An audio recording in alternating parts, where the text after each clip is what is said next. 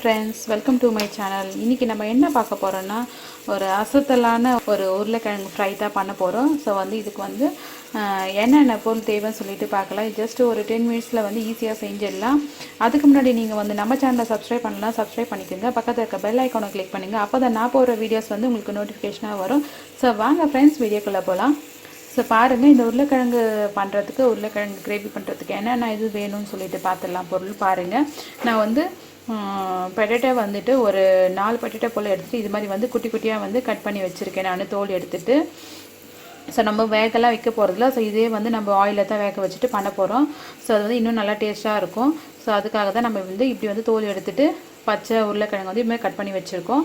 அதுக்கப்புறம் ஒரு 2 ஆனியன் போல் எடுத்துகிட்டு குட்டி குட்டியாக நான் கட் பண்ணி வச்சுருக்கேன். ஒரு பெரிய ஆனியன் எடுத்துகிட்டு குட்டி குட்டியாக கட் பண்ணி வச்சுருக்கேன். 2 ஆனியன் எடுத்துகிட்டு, அதுக்கப்புறம் டொமேட்டோ ஒரு சின்ன டொமேட்டோ ஒரு 2 டொமேட்டோ போல் எடுத்துகிட்டு நீல வாக்கில் நான் கட் பண்ணி வச்சுருக்கேன். எப்பயுமே ஆனியன் கொஞ்சம் அதிகமாக போடணும், டொமேட்டோ அதுக்குன்னா கொஞ்சம் கம்மியாக தான் போடணும். ஸோ அதனால தான் அப்படி எடுத்து வச்சுருக்கேன் நான். அதுக்கப்புறம் தாளிக்கிறதுக்கு கருவேப்பிலை எடுத்துருக்கேன். அதுக்கப்புறம் கொத்தமல்லி எடுத்துருக்கேன். அதுக்கப்புறம் பாருங்கள், இது இஞ்சி பூண்டு சும்மா ஒரு துண்டு எடுத்துகிட்டு, ஒரு தோல் உரிச்சிட்டு, ஒரு 5 பல்லு போல் பூண்டு எடுத்துகிட்டு, ஒரு சின்ன துண்டு இஞ்சி எடுத்துகிட்டு, அது கூட கொஞ்சமாக சோம்பு எடுத்துகிட்டு நல்லா நான் நசி நல்லா கல்லில் இடிக்கிறோம் இல்லைங்களா. ஸோ அதில் நல்லா நான் இடித்து வச்சுருக்கேன் நான். ஸோ அதோட இதுதான் இது.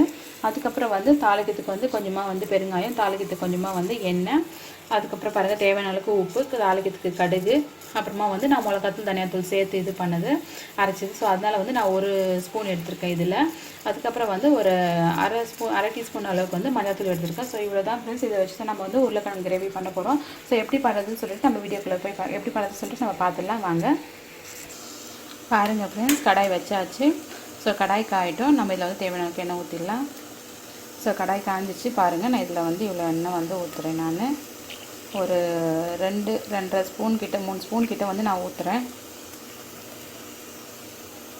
ஸோ எண்ணெய் காயிட்டோம். இதில் நம்ம பெருங்காயம் போட்டுக்கலாம். எண்ணெய் காய்ஞ்சிச்சு. ஸோ இதில் கொஞ்சமாக பெருங்காயத்தூள் போட்டுக்கலாம்.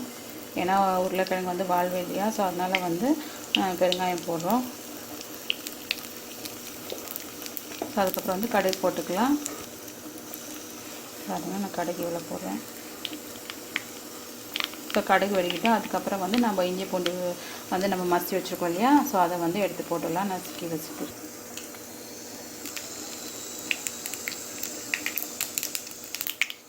பாருங்கள், கடுகு பொரிஞ்சிடுச்சு. ஸோ இதில் நம்ம இஞ்சி பூண்டு நசுக்கி வச்சுருக்கோம் இல்லைங்களா. ஸோ இது போட்டுடலாம்.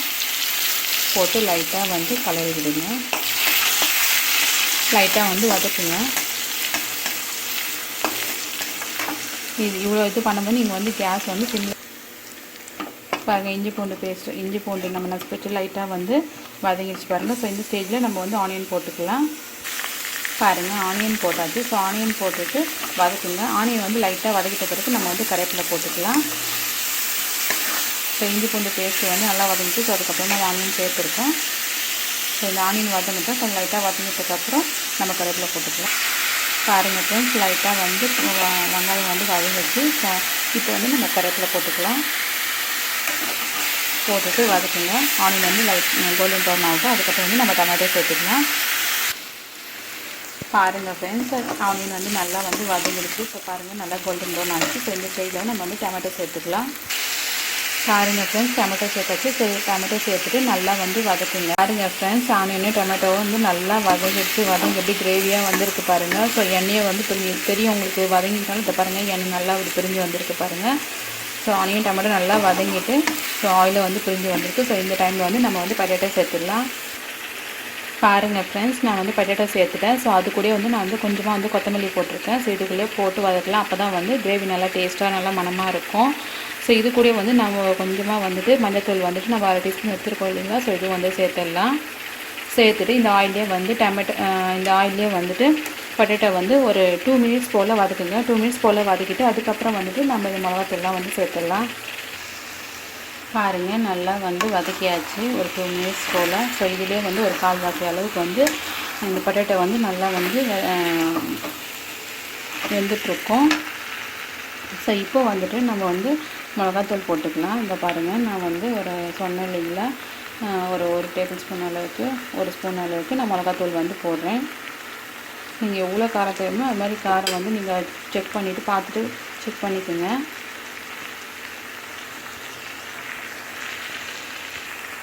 உங்களுக்கு வந்து எவ்வளோ காரம் தேவையோ நீங்கள் அதுக்கு தகுந்த மாதிரி வந்து நீங்கள் போட்டுங்க. அதுக்கப்புறம் வந்து இந்த பாருங்கள் நான் இவ்வளோ உப்பு போடுறேன். ஸோ நான் தூள் உப்பு போடுறேன், நீங்கள் கல் உப்பு போடுறது இருந்தாலும் போட்டுக்கலாம். ஸோ போட்டுட்டு கொஞ்சமாக வந்து தண்ணி ஊற்றிட்டு வதக்குங்க. பாருங்கள் நான் வந்து ஒரு அரை கிளாஸ் போல் தண்ணி வந்து ஊற்றுறேன். ஊற்றிட்டு வந்து இதிலே வந்து மிளகாத்தூள் ஸ்மெல் போகிற வரைக்கும் வதக்கலாம். ஒரு 2 மினிட்ஸ் வந்து வதக்குங்க. வதக்கிட்ட பிறகு அதுக்கப்புறம் வந்து நம்ம ஒரு பிளேட் போட்டு மூடி வச்சிடலாம். பாருங்கள் ஃப்ரெண்ட்ஸ், நான் வந்து ஒரு 2 மினிட்ஸ் போல் வந்து நல்லா வதக்கிட்டேன். பாருங்கள், ஒருத்தர் வந்து வேக வச்சு கூட உருளைக்கிழங்கு போட்டு செய்கிறாங்க. ஸோ அப்படி செய்கிறது மூலிமா வந்து உருளைக்கிழங்கு நம்ம இந்த இவ்வளோ ப்ராசஸ் பண்ணும்போது உருளைக்கிழங்கு வந்து ரொம்ப குழஞ்சி போயிடும். ஸோ வந்து நல்லா இதுவாக கிடைக்காது. ஒரு மாதிரி ஃபுல்லாக உருளைக்கிழங்கு வந்து இப்படி தெரியாது. நல்லா வந்து இதிலே வந்து குழஞ்சி போயிடும். ஸோ அதுக்காக தான் நம்ம வந்து வேக வைக்காத மாதிரி செய்கிறோம். ஸோ உருளைக்கிழங்கு வந்து இப்படியே வந்து சீக்கிரமாக வந்து வெந்துடும். ஸோ வந்து நீங்கள் வேக வச்சு போடும்போது இப்படி பண்ணிங்கன்னா இன்னும் நல்லா டேஸ்ட்டாகவும் இருக்கும். உருளைக்கிழங்கும் எதுவும் வந்து குழஞ்சி போகாது. ஸோ வந்து நான் 2 மினிட்ஸ் நல்லா வதக்கிட்டேன். ஸோ இதுக்கப்புறம் வந்து நான் ஒரு 1/4 கிளாஸ் போல் வந்து தண்ணி ஊற்றிட்டு நான் வந்து வேக வைக்க போகிறேன். 1/4 கிளாஸ்னால் கம்மி தான். ஸோ இது வந்து தண்ணி கொஞ்சமாக வந்து மேலே ஊற்றிட்டு நான் லைட்டாக வந்து கலரி விட்டுட்டு ஒரு தட்டு போட்டு மூடி வச்சிடலாம். ஒரு 2 to 3 மினிட்ஸ் வந்து இருக்கட்டும். ஸோ இதிலே வந்து வெந்துடும். பாருங்கள் நல்லா வந்து கலந்து விட்டுட்டு, ஸோ இப்போ வந்துட்டு கொஞ்சமாக வந்து இப்போ கொத்தமல்லி போட்டுக்கலாம். கொத்தமல்லி போட்டுட்டு லைட்டாக வந்து கலரி விட்டுட்டு அதுக்கப்புறம் ஒரு பிளேட் போட்டு மூடிடலாம். ஸோ இப்போ வந்து கொத்தமல்லி போட்டால் தான் அந்த கொத்தமல்லியோட மனம் வந்து நல்லா வந்து உருளைக்கிழங்கு இறங்கிட்டு நல்லா வந்து உருளைக்கிழங்கு கிரேவி வந்து நல்லா டேஸ்ட்டாக இருக்கும். ஸோ வந்து லைட்டாக வந்து கலரி விடுங்க. ஸோ நான் டோட்டலாக வந்து தண்ணி வந்து மொத்தமே 3/4 கிளாஸ் அளவுக்கு தான் வந்து நான் தண்ணி ஊற்றினேன். ஃபஸ்ட்டு வந்து அரை கிளாஸ் ஊற்றினேன். அதுக்கப்புறம் லாஸ்ட்டாக வந்துட்டு 1/4 கிளாஸ் ஊற்றிட்டு கொஞ்சமாக கொத்தமல்லி போட்டுட்டு லைட்டாக வந்து கலரி விட்டுட்டு நம்ம ஒரு பிளேட் போட்டு மூடிடலாம். பாருங்கள், ஒரு பிளேட் போட்டு நான் மூடிட்டேன். ஸோ வந்து பட்டேட்டோ வந்து நல்லா வேகட்டும். ஒரு 2 to 3 மினிட்ஸ் வந்து விடுங்க. ஸோ வந்து கேஸ் வந்து சிம்மில் தான் இருக்கணும். ஃபுல் ஹையில் வச்சுன்னா தீஞ்சு போய்டும். ஸோ வந்து நீங்கள் சிம்மில் வச்சுட்டு இது பிளேட் போட்டு மூட்டிங்கன்னா இந்த வேர்வை வந்து கீழே இதுவாகிட்டு அந்த இதிலே வந்து பட்டேட்டோ வந்து நல்லா வெந்துடும். ஸோ வந்து 2-3 மினிட்ஸ் கழித்து பார்க்கலாம். நடுவில் வந்து கொஞ்சமாக எடுத்துகிட்டு கலரி விடுங்க, இல்லை வந்து அடிப்பிடிக்க ஆரம்பிச்சிடும். பாருங்கள் ஃப்ரெண்ட்ஸ், பிளேட் ஓப்பன் பண்ணி பார்த்துடலாம்.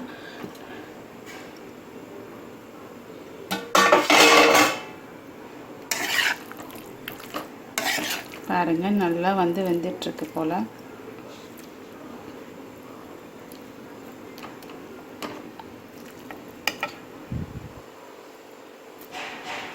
பாருங்கள் நல்லா வந்து வெந்துட்டுருக்கு. ஸோ லாஸ்ட்டாக வந்து கொத்தமல்லி தூவிட்டு இறக்கிடலாம். அவ்வளோதான் ஃப்ரெண்ட்ஸ். பாருங்கள் ஃப்ரெண்ட்ஸ், நல்ல ஒரு டேஸ்டான ஒரு கல்யாண வீட்டு ஸ்டைலில் பாருங்கள் ஒரு பொட்டேட்டோ ஃப்ரை வந்து ரெடி ஆகிடுச்சு. பாருங்கள் என்ன கலர்ஃபுல்லாக இருக்குது பாருங்கள் ஃப்ரெண்ட்ஸ். இது நீங்கள் வீட்லேயும் ட்ரை பண்ணி பாருங்கள். ஸோ இது சிம்பிளாக செஞ்சிடலாம். ஒரு 10 to 15 மினிட்ஸில் வந்து ரொம்ப சிம்பிளாக செஞ்சிடலாம். நான் ஆயிலில் வந்து கம்மியாக தான் ஊற்றிருக்கேன் நான். சேர்ந்து குழந்தைக்கு இது மாதிரி செஞ்சு கொடுத்தா குழந்தைங்க விரும்பி சாப்பிடுவாங்க. ஸோ ஆயில் வந்து கம்மியாக இருக்கிறதுனால ஸோ வந்து ஒன்றும் ப்ராப்ளம் இல்லை. ஸோ குழந்தைங்களுக்கு நீங்கள் இது மாதிரி செஞ்சு கொடுங்க. ஸோ ஃப்ரெண்ட்ஸ், இது நீங்கள் வீட்லேயே ட்ரை பண்ணி பாருங்கள். நம்ம சேனல் உங்களுக்கு பிடிச்சிருந்துச்சுன்னா லைக் பண்ணுங்கள், கமெண்ட்ஸ் பண்ணுங்கள், ஷேர் பண்ணுங்கள் ஃப்ரெண்ட்ஸ். பாய் ஃப்ரெண்ட்ஸ், நெக்ஸ்ட் வீடியோவில் பார்க்கலாம். தேங்க்ஸ் ஃபார் வாட்சிங்.